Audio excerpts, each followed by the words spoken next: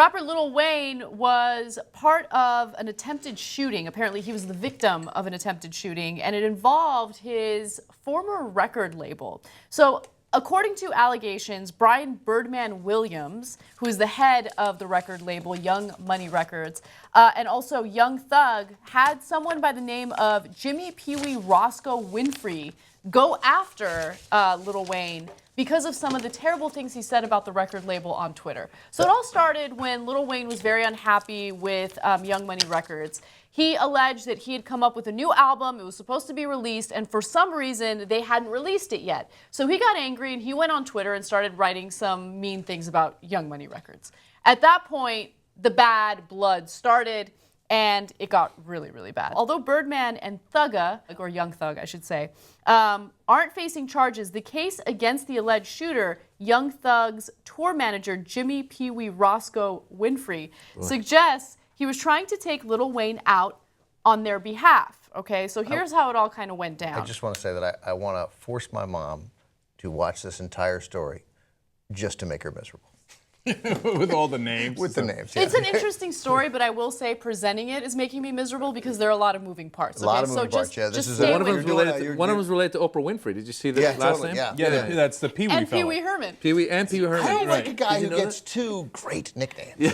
PeeWee Roscoe, Pico Train, Herman. You got to pick one, just like T-Bone, and go with it. Yeah, you can have two. All right. And I have a lot more on the names in a second. Yes. But can I just note PeeWee Roscoe? Not really a rapper name, more of like a cowboy name. Yeah. Right? Yeah. Like PeeWee Roscoe is like the guy who writes a rodeo. Right. He's not part of the Young Thugs crew. Okay, let me just tell the story. Okay. Or else we're This never story gonna, needed we're a not- halftime. It needed a halftime. We're not going to get done with it. lot So let me going on just in it. finish. Okay. Right. So on Instagram, Thugga boasted his first show for the new mixtape would be in Wayne's neighborhood of Hollygrove, New Orleans, and panned over to some of his dudes, including alleged shooter PeeWee Roscoe, holding guns. As the indictment puts it, Jimmy Winfrey and weapons are visible on that video. So prior to the attempted shooting or murder of Lil Wayne, there was a lot of like, oh yeah, I'm better than you. Look at me, I have a mixtape. Oh, look at you, you suck. Like there was a lot of that stuff, right? People are still doing mixtapes? They are. Why do they like each other? Yeah, This is right, crazy. Do they want to date? All right. Okay, so here's where it gets really serious, Lil Wayne, okay? I made you a mixtape. Lil Wayne had filed a lawsuit for $51 million against Young Money Records, okay? He said that Birdman, who was a father figure to him for a very long time, owed him $8 million. So he files this lawsuit for $51 million, and then he later drops it. So that's another part of the, beef that was happening prior to the attempted shooting. Now let's get to the attempted shooting. As Lil Wayne's tour buses traveled toward I-285, and this is in Georgia, a lieutenant saw the white Camaro speeding to catch up with him. The indictment alleges PeeWee was on the phone with Young Thug, or at least someone who had a cell phone registered to Young Thug, before he left the vault that night. And then again, while he was chasing down the tour buses. Now, this happened right after Lil Wayne had performed in Atlanta, okay? And Atlanta is Young Thug's hometown, so it was sort of a response performance to Young Thug's performance in Louisiana. This is starting to sound like Smokey and the Bandit. Totally, yeah. Go on. All right. Is Burt Reynolds in this story? All right, no, go on. By the way, I like the part of the story where Young Thug is like, oh yeah, I'll go to Louisiana, into your neighborhood, Lil Wayne, and I'll do a concert. And he did. And he got booed off the stage. He got booed off the stage because that's Lil Wayne's territory. Yeah. Right? And You don't fuck with Hollygrove. I like that they bothered to go to the concert to boo him off the stage. Yeah. Bought a ticket. Bought a ticket, and they were like, Weezy, fuck you, Hollygrove. So good. Here's so my good. money. Oh, shit. Okay, so here's more. So this is when the shooting's happening, right? As the buses crossed the Fulton County line and got on the interstate going north, their police escort dropped off. That's when a white sports car, allegedly containing PeeWee and other YSL members. You sound wrong. You sound wrong. There was French. There was French. Imagine. Yeah. And then they were met by their rival gang, LV, Louis Vuitton. Louis Vuitton and Yves Saint Laurent, who happened to be in the car. This is interesting. All right, pulled up alongside. By the way, I will come back to why I said and tell you what they stand for. You'll love it. You guys are okay. The buses and someone inside opened fire on both vehicles with 2 handguns, a .40 caliber and 9mm. Right, they know that there is a white Camaro containing a man who plans on shooting and killing Lil Wayne. The police dropped off. What the fuck does that mean, the police dropped off? Well, I got to give, now it's a little bit more complicated than that because there's good news and bad news about the cops. The beginning of the story, the cops doing actually an excellent job. Yes. So they see the guy in a Camaro with a weapon. They know that Lil Wayne's inside, and they go, okay.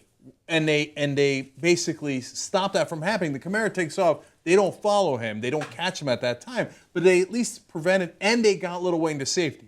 So they prevented Lil Wayne getting shot on the scene at the concert. Twice. Yeah. So great job by the cops. Right, and then they escorted it. I assume those are Fulton County Sheriff's detectives, and they got to the Fulton County line, and and that's what happened. And that, by the way, is definitely when Jerry Reed showed up in his truck to run the thing off the road. Yeah. That's where we Good luck definitely get to into you. Smokey. Yeah. No, but so that's Sheriff Anna's. Buford T. Justice had to let them go. Yeah. And that goes to Anna's point. I don't know, call the other counties' Thank cops you, and have them pick up Like, the by Camaro's the way, trail. Like, you know what just they gonna let saw? him go? Yeah, they saw an assault rifle in his car. That's right. Which is why they were like, okay, we got to get Lil Wayne to safety. But you're right. I mean, at least follow through and ensure that the situation is taken care of and whoever this guy is in the white Camaro is apprehended, right? Because obviously he's looking to kill someone. By the way, most really good hitmen drive a white Camaro. This is true. This is true. You'll never find Yes. it. Yeah. The Lone Ranger of cars. But by the way, it worked because they lost him twice. They lost him at the club, and then they lost him at the county line. I think if you're gonna be a hitman, you got to be in like a more a more subtle car, like a gray Camaro, Black Camry. Tercel. Yeah, gray Camry. You know? And rent like an Asian family in the back to pretend like you're just out for a drive. At this point, the man in the white Camaro has been indicted, but he hasn't been indicted for attempted murder, which I find fascinating. Okay, a grand jury indicted Jimmy Carlton Winfrey on 30 counts, including charges of aggravated assault and racketeering.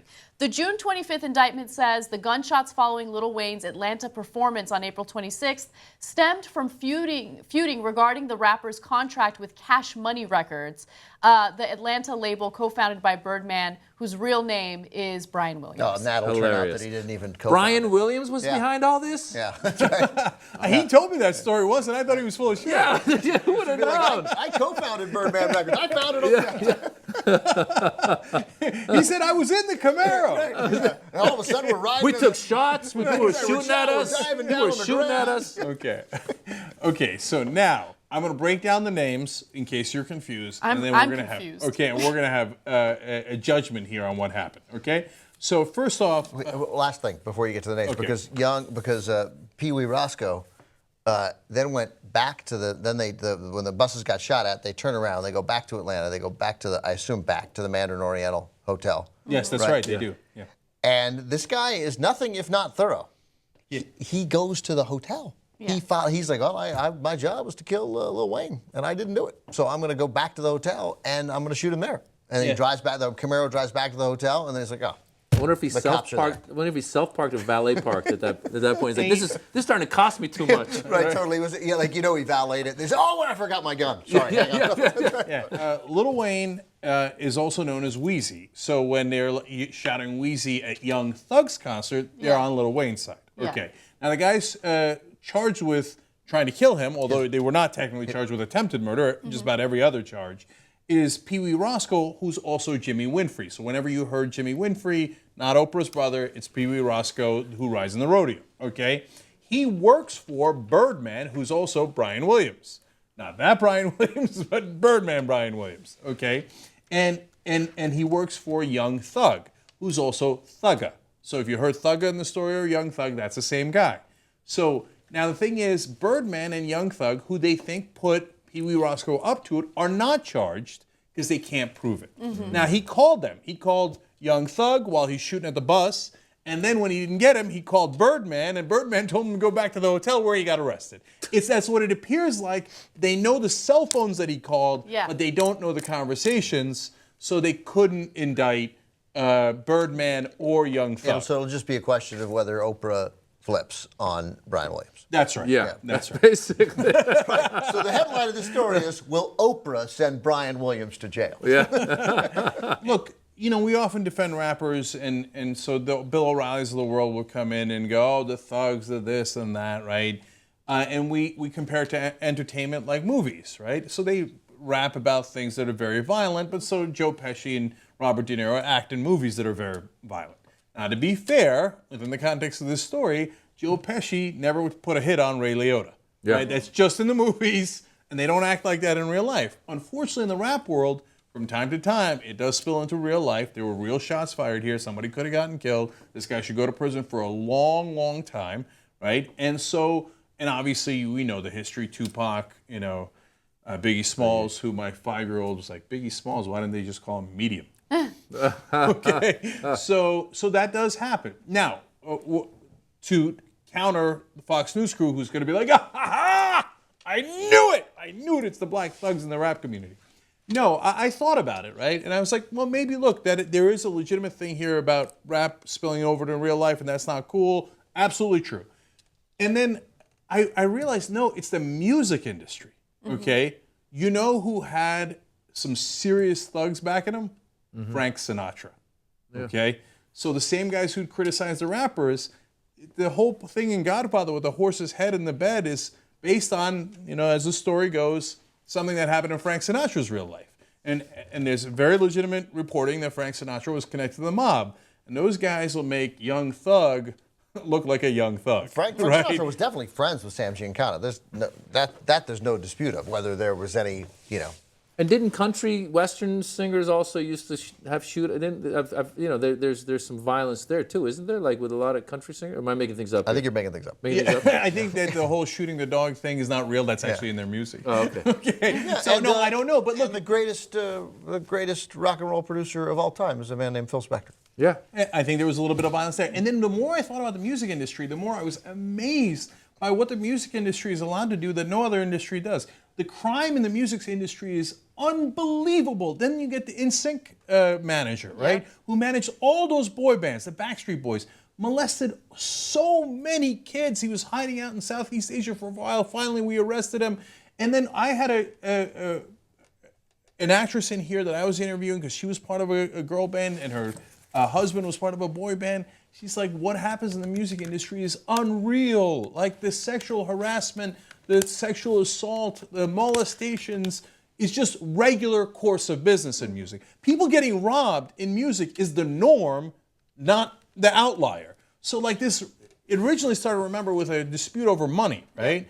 But that also happens in the white music community, whether it's rock and roll, it's the boy bands, people getting robbed blind by their managers over and over again, right? And so I don't know what it is about music, but it's just lawless. So I wonder, and they're in part of that same community. And finally, it's funny, we talked about the names the whole time. Our name is Young Turks, right? And we're this close to going with Young Thugs. And, yeah, but the guy took it from us. he would have been chasing you right now in a white Camaro. Oh, and finally, to Yves Saint Laurent, what does YSL stand for? Well, that's a branch of the Bloods. That's Bloods and Crips. Bloods is the gang, right? Oh, wow. I take that back. I wasn't making fun of you. Yeah. Well, and your shirt wouldn't go well with the Bloods either. No, this is actually red. It's just the studio, the colors are off. So Young Thug apparently connected with the Bloods, so is PeeWee Roscoe. And the branch of the Bloods they're connected to is YSL, which stands for Young Slime Life. I wouldn't have gone in that direction. No. No, who? I get thug. I get he seems tough, right? I get a lot of this stuff. Tough, right? Yeah. Slime? Who's I'm slimy. I'm in the slime gang. Yeah.